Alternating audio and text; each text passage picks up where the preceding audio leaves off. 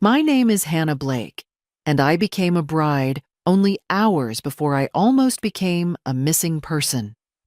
I was sitting on the edge of the bed in the most beautiful hotel suite I had ever seen. White rose petals were scattered across the sheets. Soft golden lights glowed from the lamps, and the gentle music of our favorite love song drifted in from the living room. I should have been the happiest woman alive. I had just married Ryan Blackwood, the man I loved more than anything in the world. I was an orphan, a preschool teacher with no family, no wealth, no powerful name. And now I was suddenly the wife of one of the most powerful young businessmen in Westlake, California. I was still trying to let that reality sink in when Ryan walked out onto the balcony with his phone. I saw him through the glass door. His posture changed instantly. His shoulders tightened. His voice dropped low. I could not hear what he was saying, but I knew something was wrong. 2 minutes later, he was still standing there, staring into the darkness with his phone pressed to his ear like he was being held hostage by whoever was on the other side. Then suddenly, the door behind me burst open. Sophie, Ryan's sister, rushed into the room. Her face was white. Her eyes were wide with terror. Her hands were shaking so badly she could barely hold what she was carrying. "Hannah," she whispered. Before I could answer, she shoved something heavy into my hands. It was a thick bundle of cash held together by a rubber band. I froze. Her voice dropped to a broken whisper. "Hannah, take this, go to the back door. Run now." My heart slammed against my ribs. Run where? Why before? I could ask anything. I heard footsteps on the balcony. Sophie grabbed my wrist. "Please, Hannah. If you stay here, your life will be over." I looked at the money in my hands, and then at her terrified face. And in that moment, I knew. My wedding night was not the beginning of a fairy tale. It was the beginning of a nightmare. Just hours earlier, I had believed I was the luckiest woman alive. Ryan Blackwood was not just handsome and successful. He was gentle in a way that felt rare. He listened when I spoke. He remembered small details about me. He never made me feel small. When I told him I was an orphan, he did not pity me. He simply said, "Then we will build our own family." That was how he won my heart. When his powerful family resisted our relationship, he stood in front of them and said, "If Hannah is not accepted, then I will walk away." I believed that meant he was brave. The Blackwood family lived in a mansion by the lake, guarded by iron gates and silent security guards. Gregory Blackwood. Ryan father was the chairman of a massive construction empire. His eyes were sharp and cold, like a man who was always measuring how much power someone had. Margaret, his wife, was elegant and quiet. She smiled politely, but never warmly. And Sophie, their daughter, moved like a shadow. Always careful, always afraid to speak too loudly. I thought they were just a strict, wealthy family. I never imagined they were hiding something far worse. When Ryan stepped back into the room after that phone call, he looked calm again, almost too calm. "Who was that?" I asked gently. "Just business," he said, with a soft smile pulling me close. Tonight is about us, but his hands were tight on my shoulders, and his eyes were not smiling. I smiled back because that is what a new wife does. Even though every instinct in my body was screaming that something was very wrong.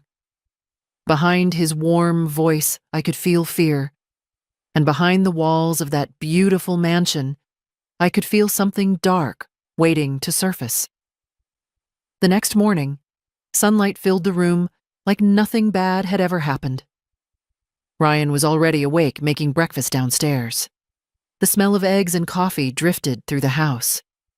He smiled when he saw me like a perfect husband. "Did you sleep well?" he asked. I nodded, even though I had barely closed my eyes. Every sound, every shadow, every memory of Sophie's trembling voice had kept me awake. We sat at the long dining table together in silence. Then Margaret walked in, wearing a silk robe. Her smile was gentle, but her eyes were sharp. "Good morning, Hannah," she said. "I hope you had a pleasant first night in our home." Before I could answer, she turned to Ryan. "Sophie came home last night with swollen eyes. She would not tell me what was wrong." My heart skipped. Ryan did not look at me. "She was just being dramatic," he said. "She always is." Margaret nodded, but she was watching me, not him. Then Gregory entered the room, carrying a newspaper like a shield. He did not greet me. He did not acknowledge me. It was like I was invisible. That was when I understood this family was pretending nothing had happened, and pretending was their most dangerous weapon. When Ryan left for work, I knew I could not stay quiet. I needed to know what Sophie was trying to save me from. Because no one runs from love unless love has already become a trap. As soon as Ryan left the house, I went straight upstairs to Sophie's room. I knocked once. No answer. I knocked again. Still nothing. Slowly, I turned the handle. The room was empty, but her bed was unmade and her desk was covered with scattered books. On top of the desk was a small notebook left open. I knew I should not read it, but fear is louder than manners. I stepped closer. The pages were filled with Sophie's, handwriting uneven and shaky, like she had been crying while writing. The first line I saw made my blood run cold. "Dad knows what he did." Another line said, "Ryan saw everything." Then further down, "I cannot let Hannah suffer the same fate." My knees felt weak. What fate, I kept reading. "If Dad finds out I warned her, he will destroy me. But I would rather be punished than let Hannah walk into the same nightmare." Tears blurred my vision. This was not a prank. This was a warning. Just then, I heard footsteps in the hallway. I quickly closed the notebook and put it back exactly where it was. My heart was pounding. I had just stepped into something far bigger than I could understand. But now there was no turning back. Whatever Gregory Blackwood had done, whatever Ryan was hiding, it was powerful enough to make his own sister beg me to run, and that meant my life was already in danger. I went back to my room and locked the door. The bundle of cash Sophie had given me was still hidden under the mattress.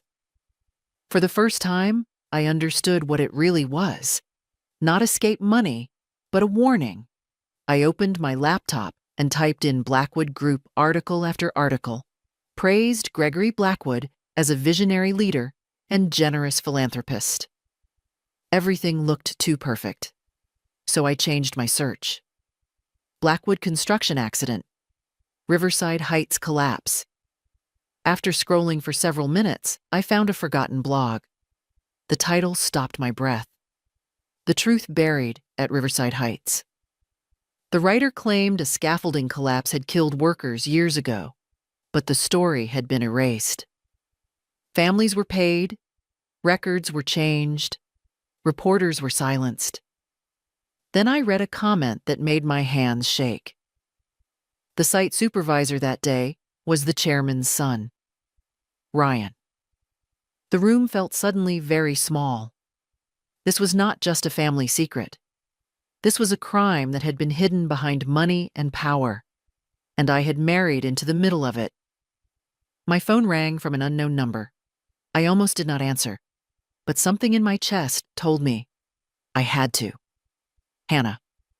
A quiet voice said, "It is Margaret. Do not let anyone know I called you. Are you alone?" I locked my bedroom door before speaking. "Yes." "We need to meet," she whispered. "There is something you must know." 30 minutes later, I was sitting across from her in a small coffee shop by the lake.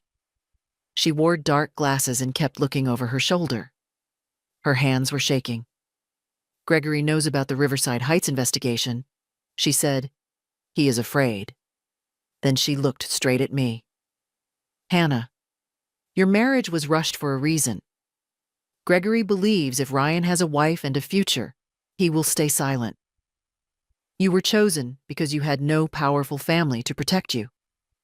I felt like the ground dropped away. He is using me. Margaret nodded. Ryan did see what happened at Riverside Heights. He tried to stop his father, but Gregory broke him. He made him believe silence was the only way to survive. Margaret leaned forward. If you stay here, Gregory will never let you be free. Sophie tried to save you. Now I am begging you too. Run. I returned to the mansion with my heart heavy, but my mind clear. Running would save only me. Staying might save everyone. I went to Sophie's room that night and closed the door behind me. I know everything I told her. Your mom told me. Her eyes filled with tears. I was so scared, she whispered. You were brave. I said, but now I need your help. We have to find proof. Something your father cannot erase. Sophie hesitated but then nodded. There is a spare key to his study hidden in the memorial room. No one goes there at night. That was our only chance. For the first time since the wedding, Sophie stood a little taller, maybe because for once, fear was no longer stronger than truth. Near midnight, the mansion was quiet. Sophie led me down a narrow hallway to a small memorial room filled with old photographs and dim lights. She reached beneath the altar and pulled out a small wooden box. Inside was a single metal key. We moved carefully toward Gregory's study. Every step sounded too loud. The door opened with a soft click. Inside, the air smelled of leather and smoke. File cabinets lined the walls. A heavy safe stood in the corner. I tried to open it, but it was locked. My chest tightened. Then I saw the computer on his desk. The screen asked for a password. I thought about Gregory and what mattered most to him, his pride. I typed the year he had won his biggest industry award. The screen unlocked. There was a folder marked RH Riverside Heights. Inside was a single video. My hands shook as I pressed play. The footage showed the scaffolding collapsing, workers screaming, and Gregory standing there calmly on the phone. His voice was clear. Remove everything. No witnesses. I copied the file to a USB drive. This was the truth they had buried, and now I was holding it. A car engine cut through the silence outside. Sophie and I froze. Headlights flashed across the windows. Gregory was back. We rushed out of the study and locked Sophie's bedroom door behind us. Footsteps moved through the house, slow and heavy. Then Gregory's voice echoed down the hall. Who was in my office? The door handle turned. Hannah, open this door. Ryan's voice followed, trying to calm him. Dad, there is no problem. But Gregory was not listening. He burst inside. His eyes went straight to me. What did you take? I said nothing. He stepped closer. Where is the drive? Before I could answer, Sophie stepped in front of me. It was me. She said I was curious. Gregory face twisted. You think you can lie to me? He raised his hand and struck her. Sophie fell to the floor. Ryan rushed forward. That was when I knew this had gone beyond fear. This was now violence. And Gregory would not stop. Gregory stared at Sophie on the floor and then slowly pulled out his phone. I warned you all, he said. He made a short call. Send them now. Ryan looked at him in disbelief. Dad, stop this. Gregory smiled. You should have stayed obedient. A few minutes later, 2 men in dark suits entered the house. They did not speak. They did not smile. They stood waiting for instructions. Margaret appeared at the top of the stairs. Her voice was shaking, but firm. If you hurt them, I will go to the police. Gregory laughed. You would never. She held up a small USB drive. I already copied everything. For the first time, Gregory looked uncertain. His control was cracking. And when a man like him loses control, he becomes dangerous. Gregory shouted for the men to grab us. Ryan moved first. He stepped in front of me and Sophie. "Go," he yelled. Margaret grabbed Sophie's hand and pulled her toward the back door. I ran after them. Behind us, furniture crashed and voices shouted. The back gate was locked. "Climb," Margaret said, pointing to a tree near the wall. Sophie went first, then Margaret. When I tried to follow, someone grabbed my ankle. I fell hard before I could scream. Ryan tackled the man. "Go." "Hannah," he shouted. I climbed over the wall and dropped onto the other side. I heard Ryan cry out, but Margaret pulled me away. "We have to get help," she said. "That is how we save him." We ran into the darkness, not knowing if Ryan was alive, only knowing that stopping now meant losing everything. We found a passing taxi on the empty road and told the driver to take us straight to the police station. Margaret and I handed over both USB drives to the officer on duty. He watched the video in silence.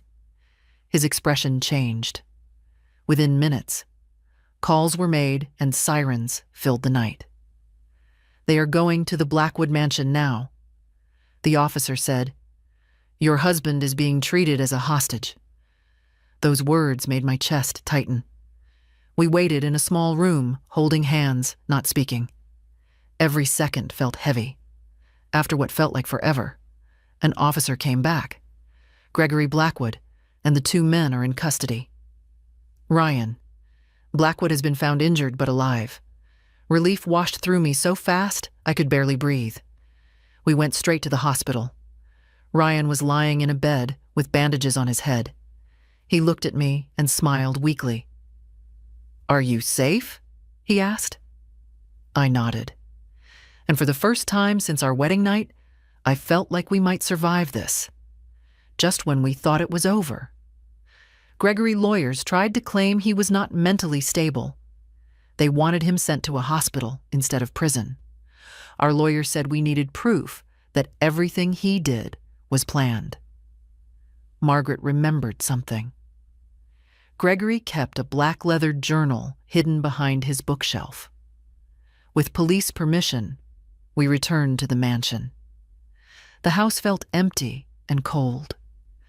Margaret pressed a hidden latch and a small compartment opened. Inside was the journal. Every page was filled with Gregory handwriting. He had written about cutting costs, silencing families, paying officials.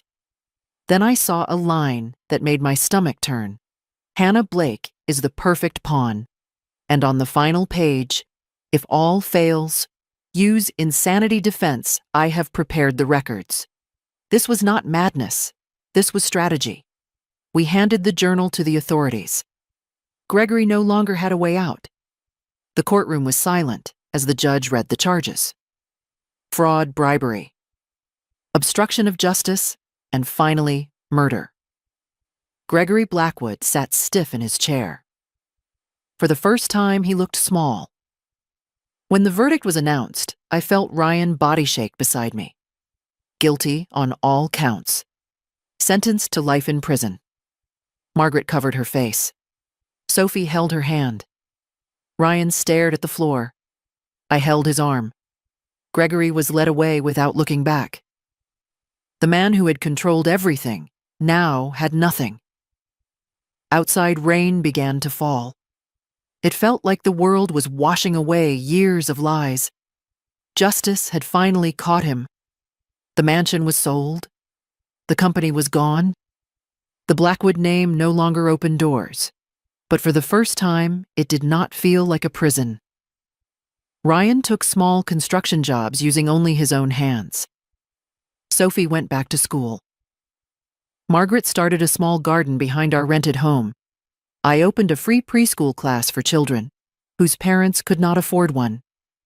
We used what little money we had to create a small scholarship fund in the names of the workers who died at Riverside Heights. It was not a grand gesture, but it was honest. Slowly, people stopped looking at us with fear and started seeing us as people, not shadows of Gregory Blackwood. We were building something new, something clean, something real. One evening, as the sun went down, Ryan took my hand and led me into the small garden. He knelt in front of me, holding a simple ring he had made himself. "Hannah," he said, "I gave you a life built on lies. I want to give you one, built on truth. Will you marry me again?" I could not speak. I only nodded. We did not need a grand ceremony. We had already survived fire. If this story touched you, remember this: silence protects abuse. Courage breaks it. If you believe that hit, share this story. And tell me in the comments, what would you have done if you were Hannah?